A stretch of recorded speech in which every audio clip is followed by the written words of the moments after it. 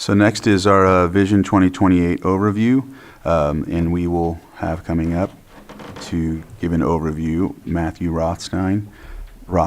I'm sorry, realized I've been pronouncing that, so Chief Deputy County Administrative Officer. Good morning, Supervisors. Matthew Rothstein, Chief Deputy County Administrative Officer. It's a privilege to be a part of another one of your board's annual governance workshops this morning. In January 2018, the county hosted a series of 5 community visioning forums to gather the public's priorities. One was held in each supervisorial district. As a result of that public process, the Board of Supervisors adopted 10 key priorities for the next 10 years as the county's Vision 2028 statement. Those priorities are: consider and promote the well-being and economic resilience of every Lake County resident, maintain a transparent county government that is responsive, efficient, effective, and fair, continue rebuilding and all efforts to recover from our recent disasters, enhance public safety, protect our residents and serve them well, develop and maintain a high standard of disaster prevention, preparedness, and recovery in collaboration with all community partners, grow our economy and spur creation of quality local jobs through focused economic development, clean up our neighborhoods through code enforcement, foster a business-friendly environment, pursue funding to strengthen communities, market Lake County as a premier California outdoor recreation destination, advocate for Lake County's needs through targeted political action, improve our infrastructure encompassing roads and transportation, water and sanitation, internet access for all, support the county workforce through targeted training, retention, and recruitment initiatives, collaborate with tribes, cities, and community groups to maximize opportunities, care for our county's defining feature, Clear Lake, and finally, invest in Lake County's richest resource, our people, providing pathways for our youth leading to bright futures in Lake County, encourage volunteerism, service, and action toward the common good, and recognize the wisdom and experience of Lake County senior citizens and serve them well. Board members past and present, county department heads and staff have worked hard to implement this vision. Thank you to all, many of whom are here today. Staff are happy to receive any comments before we move to our discussion of 2025 legislative priorities. Supervisor Pyska and Supervisor Sabatier.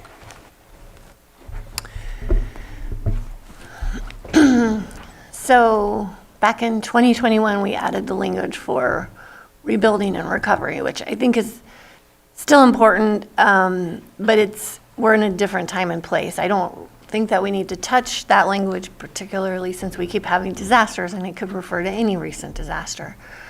But can you go back to the first slide, please?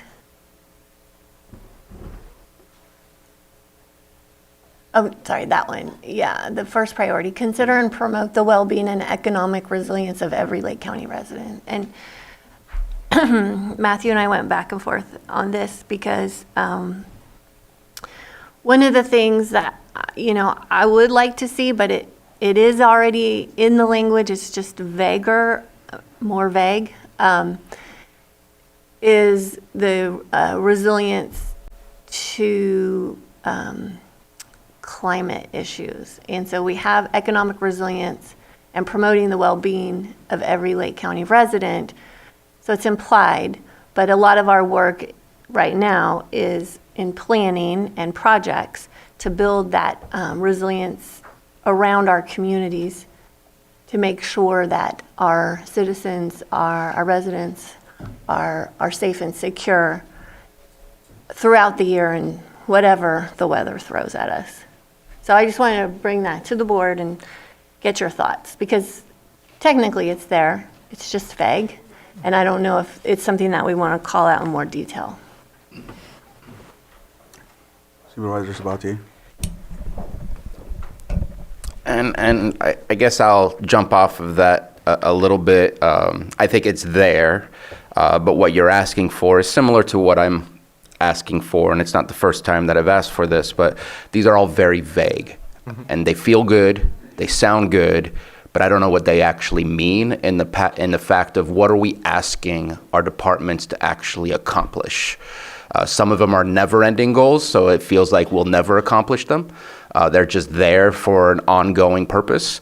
And I know that we have 2 plans at least, which I think is a part of this. It's not the complete part of this, of strategic plan for housing and strategic plan for economic development.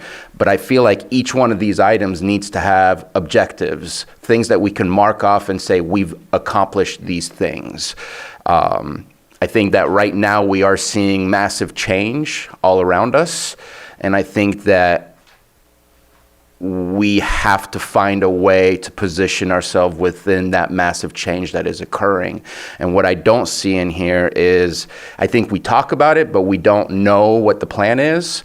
How do we lift our people out of poverty so that we don't have to be the ones to help them get the quality of life they deserve, or help them have the things that they need in life that everyone should have access to. But I feel like that should be our central focus, because if you're out of poverty, most likely you can help yourself more, not always, as we saw in other more affluent places being affected by disaster, but you can afford to cut down some trees or afford to do landscaping around your yard. It just feels like we are taking a huge load of having to take care of our entire county, when I think if we focused on uplifting our people would be probably either the same or better outcomes without such reliance on us. And I think we need to have strategic plans for either each one of these goals, or just an overall, we need to have a strategic plan conversation. We don't have one. And I know I brought it up in 2019 when I started or something like that.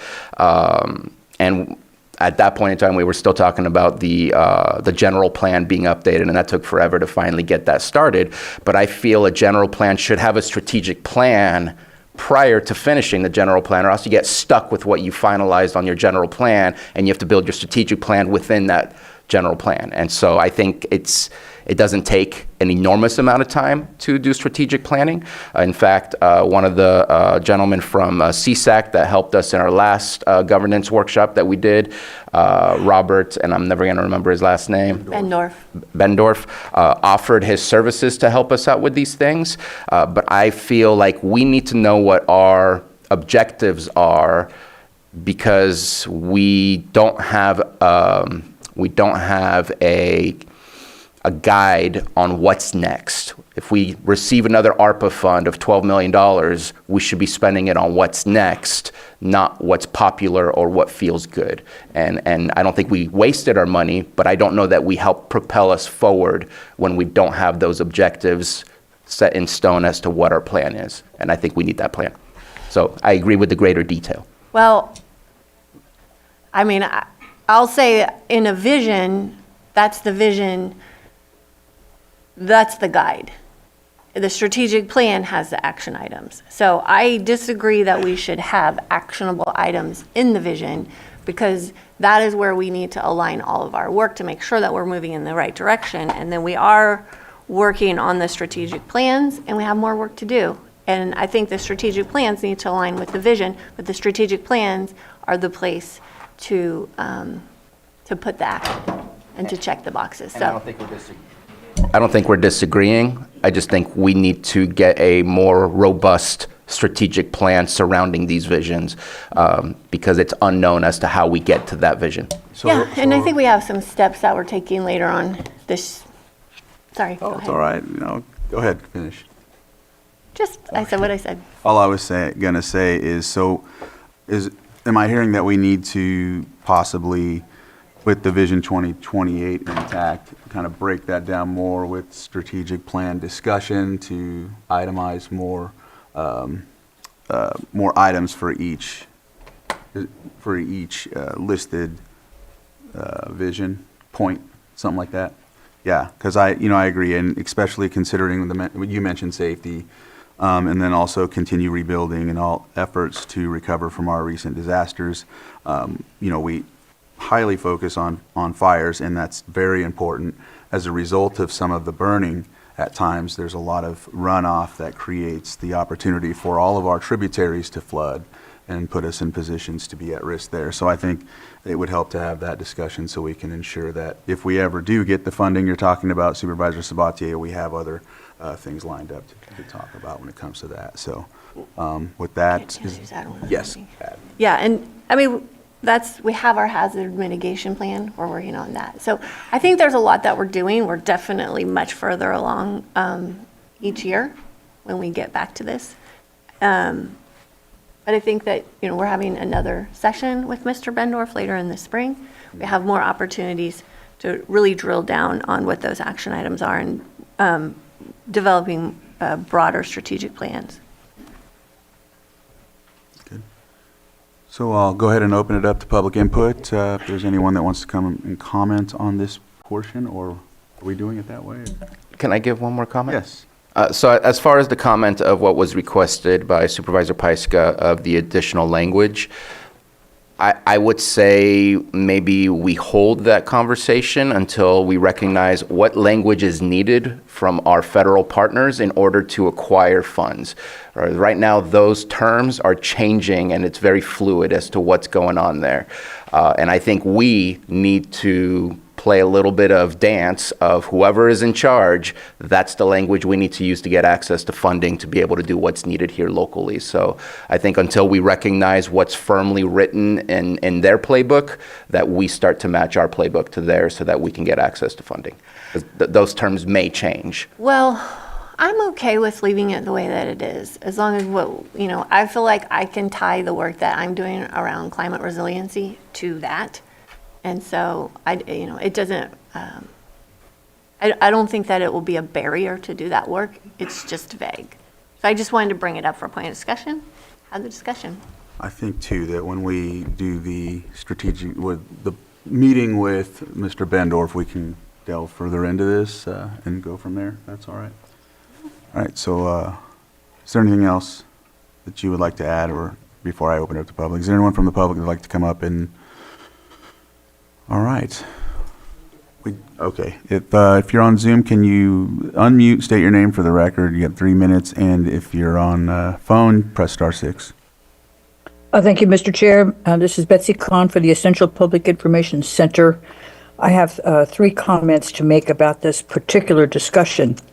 I am appointed to the advisory committee for the general plan update, and I have been working with the general plan committee members as well as the CDD director, specifically to create linkage between the general plan, the Vision 2028 general ideas and specific goals, objectives, goals, policies, and implementations in the general plan, so that we do get there. And I think that's something I would hope that you guys would help us do. In terms of lifting the population out of poverty, Mr. Sabatier, I appreciate your intention, but you cannot eliminate the 30% of the population here that depends on Medi-Cal, that is a significant portion, 20,000 older adults, of whom many are living at or below the federal poverty level. You can't fix that. 20 years from now when we die, the population will change, the economy will change, everything will be fine. But you have to really understand what those populations are enduring if you want to help us. We do need help. We need help with our senior centers and not just, new roofs or something. Lastly, the hazard mitigation plan in 2017, they started revising that. The legal edition was approved in 2018. We had a recent one, I think, in 2023 or 24. Both of those contain specific lists of approved projects for which there was never an implementation process created in the administration of the county to make sure those projects get done. Supervisor Pyska and the Risk Reduction Authority, the RCDs, and those guys have been doing this fabulous job in the areas that she's mentioned. But we have, as Supervisor Crandall, as you said, we have other issues to deal with, flooding and floodplain and water quality and all those kinds of things. And now we're imperiled by how we're going to have to depend on federal funding. But thank you for letting me make those comments. This is a very important issue for all of us. All right. Is there anyone else on Zoom? Bring it back to the board, and looks like we can, did you have, go ahead. Just as a quick response, I don't believe I used the word eliminate people from accessing. Just want to see us have more methodical, purposeful objectives on trying to uplift the community. I think there's always going to be hardship out there, but just want to see us try it a little bit better. Thank you for that. All right, with that, I think we can move on to the next item.